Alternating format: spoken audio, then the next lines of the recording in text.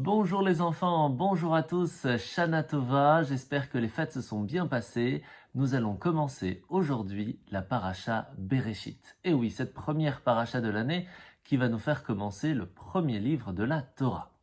Paracha Bereshit commence bien sûr avec la création du monde.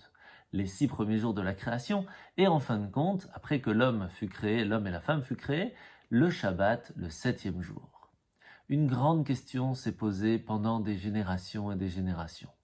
Et une question qui se pose encore aujourd'hui, que beaucoup de gens posent. Y a-t-il vraiment un Dieu, un créateur qui a créé le monde? Alors je vais vous raconter ce qui s'est passé au temps de Rabbi Yoshua. L'empereur Adrien, qui était un empereur romain, va venir le voir et lui dire « Rabbi Yoshua, peux-tu me prouver que Dieu existe? Peux-tu me le montrer? Je veux absolument le voir. C'est moi l'empereur, j'ai envie, je dois avoir. » Rabbi Yoshua réfléchit et lui dit « Il n'y a aucun souci. On se voit demain au même endroit à midi. » À midi précise, Rabbi Yoshua arrive. L'empereur Adrien est présent et lui dit « Rabbi Yoshua, donne-moi la preuve que Dieu existe. Je veux le voir tout de suite. » Il n'y a aucun problème. Regarde au ciel, regarde le soleil, fixe-le intensément.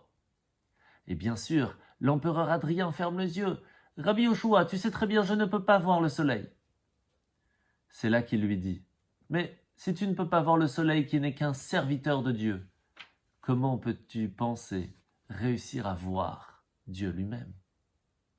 Et c'est ainsi qu'un peu plus tard dans l'histoire, une autre personne va voir Rabbi Akiva et lui dit « Qui a créé le monde ?»« Mais c'est Dieu, bien sûr. »« Non, je ne crois pas. Je pense que cela s'est fait tout seul. »« Ah bon?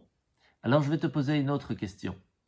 Qui a fait cet habit que tu as sur toi? »« Ah, mais ça c'est le tisserand. »« Mais pas du tout. Moi je pense que ça s'est fait tout seul, lui dit Rabbi Akiva. »« Comment ça tout seul? Mais ça ne peut pas se faire tout seul. Il faut bien qu'il y ait quelqu'un qui fasse les manches, qui fasse l'habit, qui prenne plusieurs morceaux de tissu pour les coudre. » Il dit quoi? Pour faire un habit, tu penses que ça ne peut pas se faire tout seul? Mais pour un monde si grand, avec toutes ces magnificences qui se trouvent autour de nous, ça peut se faire tout seul.